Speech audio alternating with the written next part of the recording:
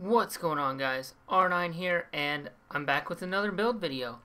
So for this build, I wanted to do something a little different. I wanted to actually do a small form factor build.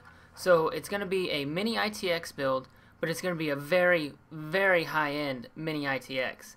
It's going to have all the latest components in it. Everything that you can fit in this thing is going to be in here.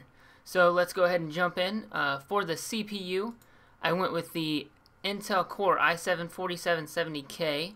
That is the unlocked 4770, so you can overclock it. It's at 3.5 gigahertz quad core, the best CPU on the market right now for gaming, and it renders really well, and you can overclock it. So that's a really great CPU right there. And for the motherboard, which there's a reason I went with this one. We'll see here in a minute. Is the EVGA Z87 Stinger mini-ITX board. You might be thinking, alright, well, there's probably better mini-ITX boards out there, but not really for the case that we went with. But we'll get into that later. It's got 2 RAM slots right here.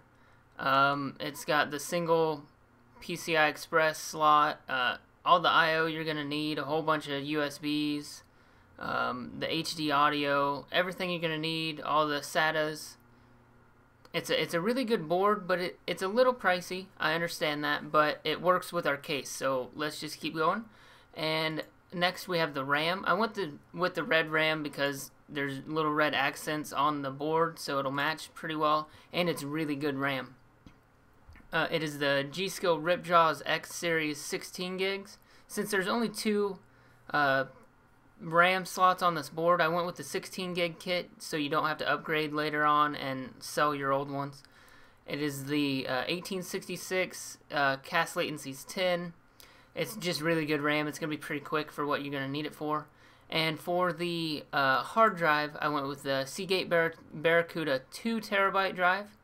The reason I went with the 2 terabyte drive is because you can't really put more than 2 drives in this case, and I have a hard drive and a SSD. So yeah, I went with the bigger one because it's only like 20 bucks more than a 1 terabyte, and you kind of need the space because you can't just add another hard drive in. But yeah, as I said, I have an SSD in this build. It is the Crucial M500 240 gig. It's actually only $139 right now. There's a $10 promo code for Green Monday. As you see, it's like Black Friday. It's like the same sale, but it's a Green Monday sale. And it's going to be a really fast SSD. You're going to put your operating system and your key games like Battlefield and stuff like that on it. So it's going to have all the space you're going to need for those little things. Alright, so next we have the case. And this is why I went with the motherboard that I went with, because it is fully compatible with this case, with this, all the coolers and everything. So the EVGA Hadron Air, it has a 500 watt Gold Plus certified power supply in it, and you'll see why I integrated that thinking into the graphics card here in a second.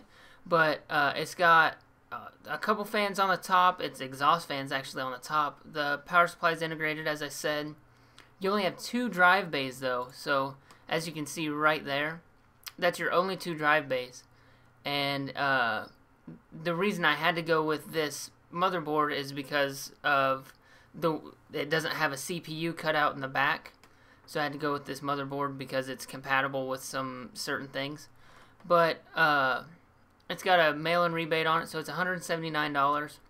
It's actually a really good case. It's the first case that EVGA ever made, and it's got really good structure to it. It might not be the best, but it'll do its job. So if you want to have a CD drive in here to install your operating system, it actually has to be a special one because it won't fit a normal 5 1/4 inch drive. So this is the slim slot load DVD burner, CD drive, whatever. It's special for the EVGA, and it's not really necessary, but I figured I'd throw it in here to show you guys, like, if you're gonna buy this case and you want one, you kind of have to have this one, which that's why it probably has a bad review on it, because that's kind of dumb that you can't put your own drive in there, like any of them.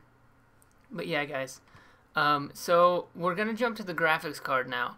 And the reason I had to go with this one, I wanted it to be a super high-end build, got the i7 in it, but it only has 500 watts of power. So we could not go with the 780 Ti, but it should be enough to go for the regular 780. So I opted for the MSI gaming edition, the gaming 780. It's got the twin Frozer on the front. It's actually only $489, and the 780 Ti is $699, so that's under $200 less, and you're not getting $200 worth of performance out of the Ti compared to the 780. And you also get the 3 free games. You get Assassin's Creed, Black Flag, and Splinter Cell Blacklist, and then the new Batman Arkham Origins. So it's a really good offer that they have going for this one. I didn't go with the 290 because it takes a lot more power, and it's a lot hotter, and you're in a small form factor case, and you don't want all that heat in there. But yeah, guys, this build right here will play any game at ultra or the highest settings at 1080p. It's small form factor, so it's portable. It's gonna hide in a spot if you don't want it to be like visible or whatever. And you're going to be able to game and render at unbelievable speeds with the i7 and the 780. So yeah, guys, that's about it for now. I'm going to be coming out with a lower end build, probably around like a $400 entry level build coming, I'd say, I'll have it out about Thursday. So I'll get on that and start looking for components and everything. It'll be a really low level build just to get into it and get out of the PlayStation, get out of the Xbox. You don't need that stuff. The PC is way better, which I don't want to sound like an elitist because I've played console for years now. I just now got into PC. But yeah, guys, if you're looking for a small form factor case, this is the way to go. Go with the Hadron. I know it's kind of quirky with the CD drive having to be a certain thing and everything, but this build altogether, as I've shown, without the stupid CD drive, is $1,579.93. So it's a really high-end build. You're going to have to drop a lot of cash on this, but it's going to be future-proof pretty much. It's an amazing build, anything you'll ever need in it.